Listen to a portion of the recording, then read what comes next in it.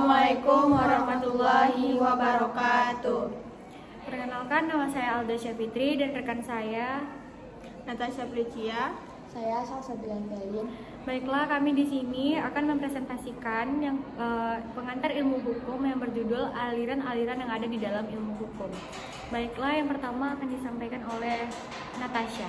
Baiklah, saya akan menyampaikan materi. Yang pertama, teori hukum zaman klasik.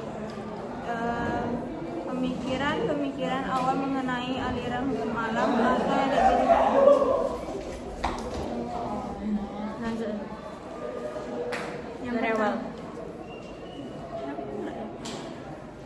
baiklah, saya akan menyampaikan materi tentang hukum zaman klasik.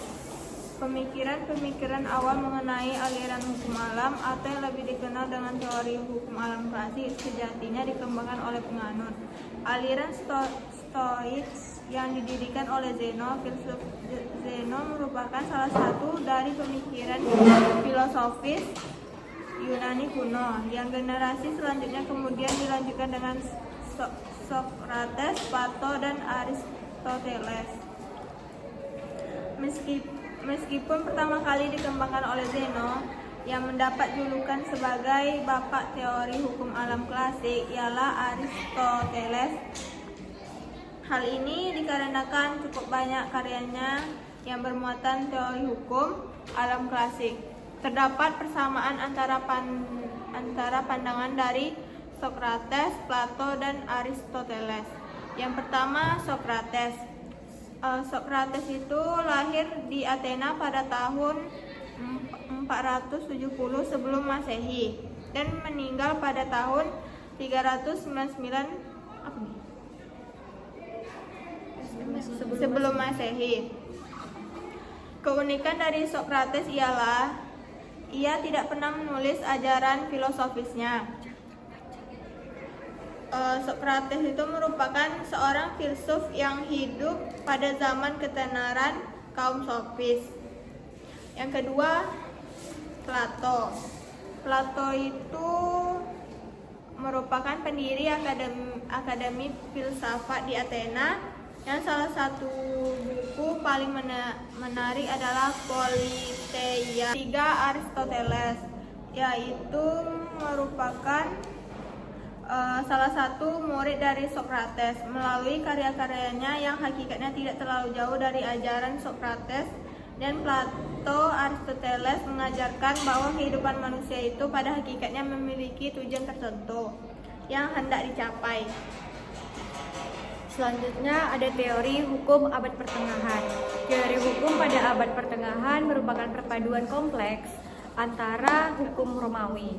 Nah, hukum Romawi sendiri itu adalah kodifikasi hukum Romawi yang dibuat oleh Kaisar Yustianus, ahli hukum yang dikenal sebagai glosator, mulai menambahkan glosa atau catatan pinggir. Hanya glosator atau komentator, tidak hanya menafsirkan teks tetapi juga mengimplikasikannya pada masalah praktis di zaman mereka. Selanjutnya itu adalah hukum kanonik atau gereja atau hukum gereja. Hukum yang mengantar kehidupan di gereja baik internal maupun eksternal. Hukum ini mencakup seperti sakramen, properti, perkawinan, dan moralitas. Hukum kanonik memiliki pengaruh besar terhadap warisan keluarga dan kontrak. Yang ketiga itu ada hukum kebiasaan. Hukum kebiasaan sendiri merupakan sistem hukum yang paling awal dan tersebar luas. Hukum ini berakar pada tradisi lisan dan praktik lokal. Adapun sistematik abad pertengahan meninggalkan warisan berupa pendekatan sistematik terhadap hukum. Namun para ahli hukum abad ini tidak hanya mengumpulkan hukum, tetapi juga mengorganisasikannya menjadi kategori yang logis seperti hukum publik, hukum privat, hukum properti, dan beberapa di antaranya yang menjadi metodologi bagi sistem hukum modern. Selanjutnya adalah teori hukum murni. Teori hukum murni atau pure theory of law adalah teori hukum positif yang dikemukakan oleh Hans Kelsen. Nah, Hans Kelsen tersendiri adalah ahli ilmu hukum dan falsafat Austria, yang dimana teori hukum ini sendiri memiliki unsur-unsur non hukum seperti moralitas. Moralitas itu sendiri adalah nilai-nilai tentang kebenaran dan kebenaran yang menjadi dasar dan pedoman pembentukan hukum, dan sebagai penilaian apakah sesuatu perbuatan sesuai atau bertentangan dengan norma-norma yang berlaku, dan sebagai landasan sosial bagi hukum sehingga hukum dapat selaras dengan nilai-nilai dalam masyarakat. Nah, selanjutnya itu ada politik. Politik sendiri adalah legal policy atau garis kebijakan resmi tentang hukum yang akan diberlakukan baik dengan pembuatan hukum baru maupun pergantian hukum lama. Selanjutnya itu ada sosiologi.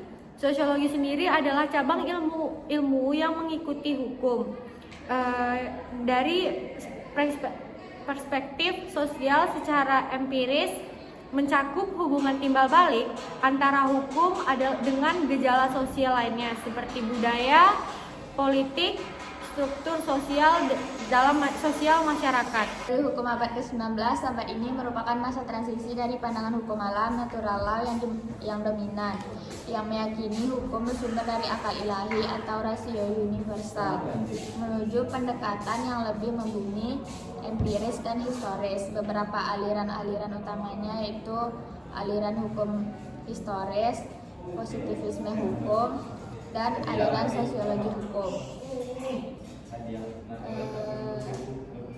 Kok ini beda?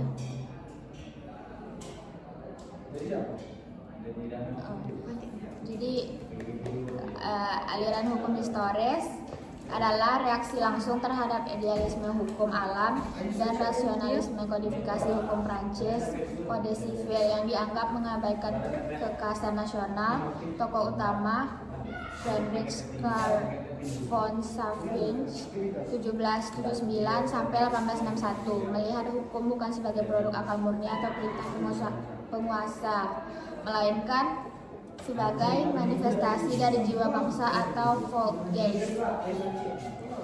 Konsep utamanya, hukum tumbuh secara organik dari sejarah, tradisi, dan kesadaran kolektif suatu masyarakat. Implikasinya, aliran ini menolak gagasan kodifikasi hukum secara terburu-buru. Ia berpendapat bahwa kodifikasi di Jerman pada saat itu akan membukukan hukum. Ulang yang dari tadi aja. Jadi implikasinya. Implikasi aliran ini menolak gagasan kodifikasi hukum secara terburu-buru. Ia berpendapat bahwa kodifikasi di Jerman pada saat itu akan membekukan hukum pada tahap yang belum matang, padahal hukum seharusnya terus berkembang.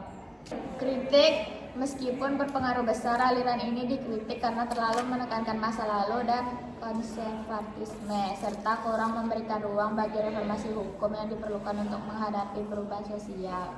Lalu, positivisme hukum berlawanan dengan aliran historis. Positivisme hukum melihat hukum sebagai sistem norma yang dibuat oleh otoritas manusia. Mereka memisahkan hukum dari moralitas, etika, atau nilai-nilai lain. Bagi mereka, sebuah norma disebut hukum jika ia memenuhi kriteria formal tertentu, bukan karena isinya adil atau bermoral. Aliran sosiologi hukum. Aliran ini muncul sebagai reaksi terhadap formalisme positivisme dan konservatisme historis. Mereka berpendapat bahwa hukum tidak bisa dipahami hanya dari teks undang-undang atau sejarahnya, melainkan harus dilihat dalam konteks masyarakat di mana ia beroperasi. Teori positivisme dan utilitarianisme. Positivisme merupakan peruncingan tren sejarah pemikiran Barat modern yang mulai menyingsing pasca ambruk tatanan dunia pada abad pertengahan, yang turut lahir melalui rasionalisme dan empirisme. Positivisme hukum dapat dibedakan dalam dua corak. Yang pertama, aliran hukum positif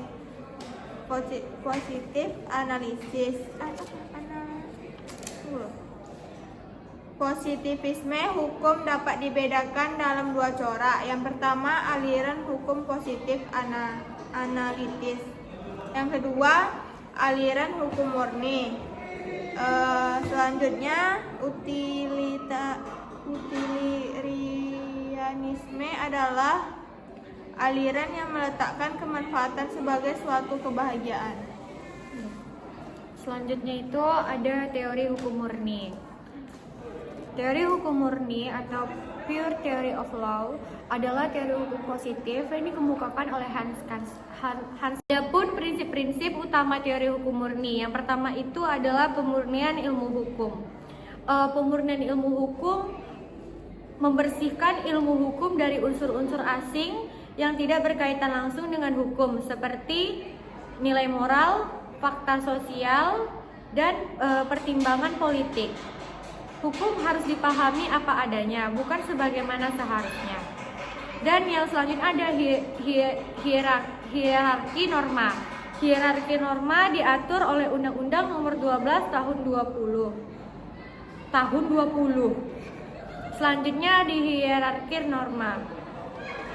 Hierarki norma diatur oleh Undang-Undang Nomor 12 Tahun 2011 yang diubah oleh Undang-Undang Nomor 15 Tahun 2019 dan Undang-Undang Nomor 13 Tahun 2022 adalah urutan tingkatan peraturan perundang-undangan dari yang tertinggi hingga terendah. Contoh dari daftar-daftar hierarki adalah pertama Undang-Undang Dasar Negara Republik Indonesia tahun 1945, yang kedua Ketetapan Majelis Musyawarah, yang ketiga Undang-Undang Dasar atau Peraturan Pemerintah Pengganti Undang-Undang atau Perpu, yang keempat Peraturan Pemerintah, yang kelima Peraturan Presiden, yang keenam Peraturan Daerah Provinsi, yang ketujuh Peraturan Daerah Kabupaten atau Kota.